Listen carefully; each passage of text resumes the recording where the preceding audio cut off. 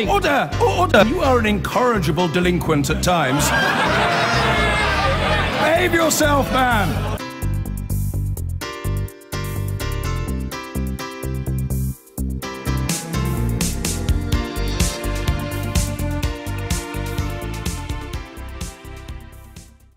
We'll never get justice, but we can get the truth. One of the men wrongly convicted of the Birmingham pub bombings declared today, as a coroner ordered fresh inquests into the deaths of the 21 people who lost their lives. The court found there had been significant new evidence that police may have ignored tip-offs about the attacks in November 1974. Relatives of those who died welcomed the ruling, calling it a seismic day. Our Home Affairs correspondent Darshna Soni is in Solihull. Darshna. We may never see the perpetrators of the Birmingham bombings be punished by the courts. That's the bitter truth for campaigners, despite today's decision. And yet they told me this is hugely significant. As the brother of one of those who was killed said to me, this is our Hillsborough moment. Because this is about so much more than who actually planted the devices. This is about the actions of our England's second largest police force, West Midlands, about whether they failed to act on 2 tip-offs before the attacks, about the wider political context in which they carried out their investigations.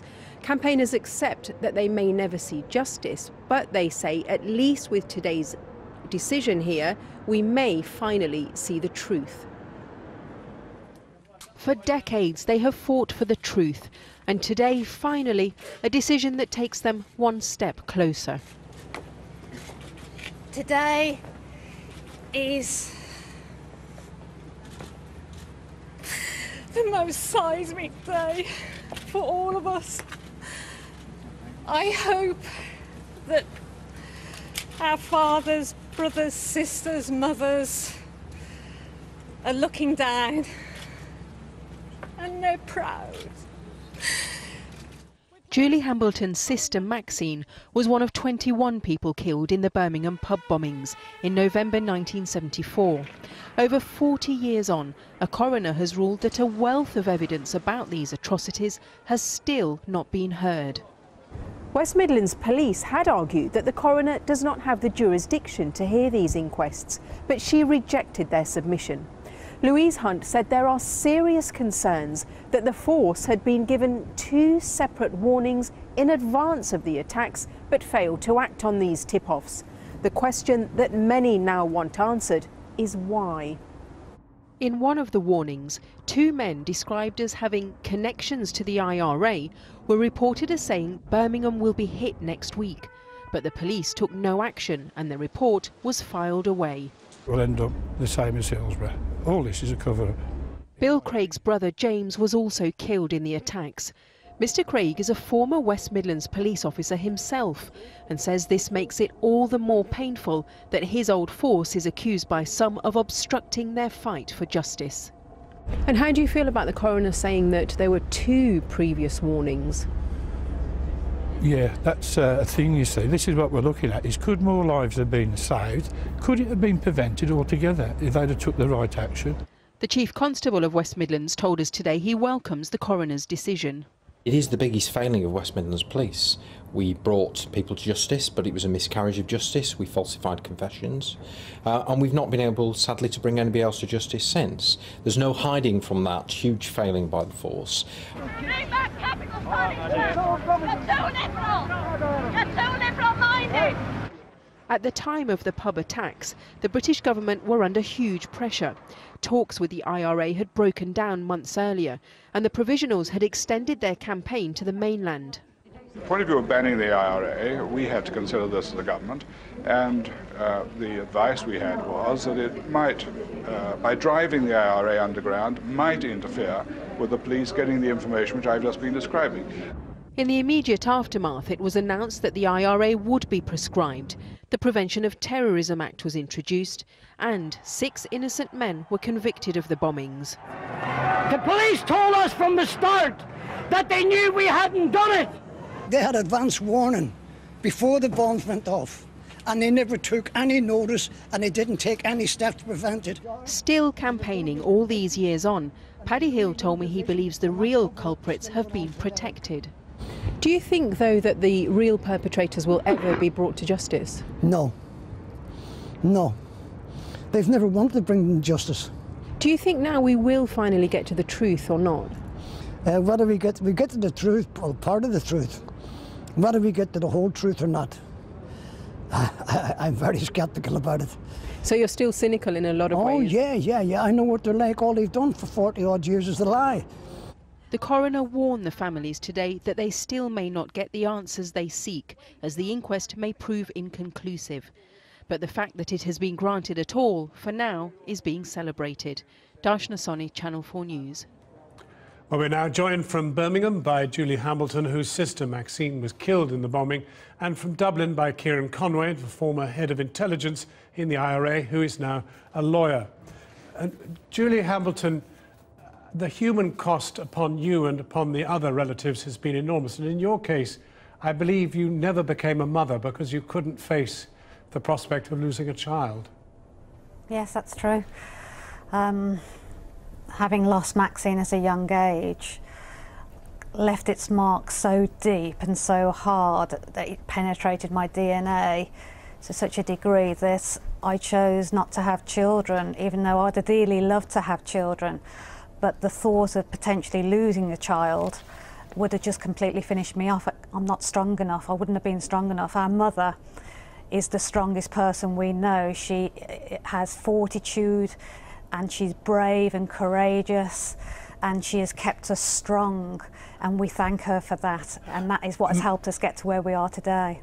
Can I ask you, you have now this chance to have a word with Kieran Conway, who was former head of intelligence in the IRA. What would you ask him now? What do you want to say to him? Well, we don't have enough time for me to ask all the questions I'd like to ask, but on his interview on your show last night, he admitted to planting bombs. I'd like to know how many bombs did he plant, but by whom's impunity did he have this right? Did he plant any on the UK mainland? How many people does he believe he killed or left injured? And it just proves that the Magna Carta, no man is above the law, is redundant, because it's clear that he has had the impunity to kill at will without any fear of retribution, and according to him, the 3 men who are still alive, who he claims murdered my sister and the other 20 innocents, are still out there, right. And they still have the freedom to walk around. Let me give him an opportunity to say something. Kieran Conway, obviously this is a desperately difficult moment, but what can you say to Julie? Well, first of all, I've spoken to Julie a couple of times in mediums like this, and I would be more than happy to meet her any time to answer any questions she might put to me. The revelation that, for the reason that she doesn't have children, is absolutely heartbreaking. I was absolutely blown away when I heard it this morning. I feel terribly sorry for her. That's an additional suffering caused directly by the Birmingham bombs. Which I've said repeatedly. I said it in my book, and I've said it in every single interview I have been on. We're disgraceful, immoral, and absolutely disgusting. But can you do anything to help her and the other relatives? Is there any way you could perhaps in some way reconcile now what happened? No, I don't think, I mean, I've apologised to Julie. I don't think my apology, goes anywhere at all, but it's there for what it's worth, and I reiterate it tonight.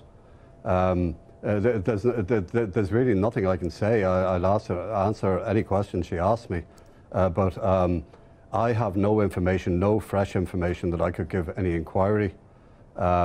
I'm glad that the coroner is reopening the inquest. I know that was one of the demands of the of her group, and I think the British government should immediately the inquest is over, because the inquest does not have the powers of other forums. Should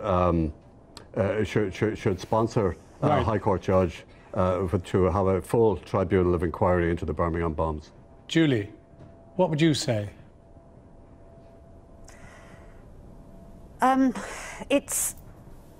Today is historical and momentous for us. We don't want his apology. We've always said from the beginning, we don't want money and we don't want an apology. All we want is truth, justice and accountability. We have the right to know the truth, and we hope that with the assistance from the Senior Coroner, Mrs Louise Hunt today, who has finally given us the opportunity to get to the bottom of the truth, we are eternally grateful to her, along with our supporters all over the country, without whom we wouldn't be where we are today, the Birmingham Mail, and also, last but by no means least, our legal team, KRW Law, who are incredible, and they have done this pro bono on our behalf. Without their generosity of spirit, we would not be here today, and we thank them wholeheartedly. But Kieran, your war was not with Julie, your war was with the British government and the British people, I suppose, to some extent. Can't you now perhaps appeal for some method by which, either through amnesty or through some reconciliation process, as occurred in South Africa, that those who committed this atrocity will be allowed to say they did, and put at least this grief somehow to one side? Yeah. Well, there is no obstacle to the actual bombers confessing their parts publicly. One of them did so in the early 90s on television. The IRA had second thoughts, having directed this man to give the interview, thinking that it might do some good. They had second thoughts, and an attempt was made to injunct the programme, which was unsuccessful. Do you regret your involvement? As I say, in the IRA, I don't know. I regret it to the extent that... In innocent deaths? I mean, no, not necessarily in this particular incident, but in innocent deaths. Let me finish. Yeah. No, I'm not just talking about innocent deaths, I'm talking about every death. The entire thing was a futile, useless waste of lives. I say that in my book, and I say it again here. Julie, and I wasted those your years, response to that? because due to my involvement in it. Excuse me, but I'm sorry. It is an utter load of rubbish. Kieran Conway has a book to sell, and his apology means nothing. It's worthless. It was a futile waste of lives. So all those thousands of lives in Northern Ireland and on the mainland of the UK was futile. So my sister, 20 innocent victims, thousands of other victims were killed for what? For what? It's just beggars belief. You know, he said in an interview this morning on Radio 4 that there's no evidence against what are left of the 5 that he claims that murdered our loved ones. Well, and that we'd never be able to get them extradited. Why not? What, do we not have the European arrest warrant? What's the point in belonging to an institution like the EU who legislate laws but then don't implement them? And in saying that, we have our own laws that aren't being implemented to look after or look and find these mass murderers. Julie, desperately sadly, we have to leave your pleas in the air. And Kieran Conway, thank you both very much for talking with us, and I'm sorry to put you through it. Thank you very much indeed for joining us. Thank you.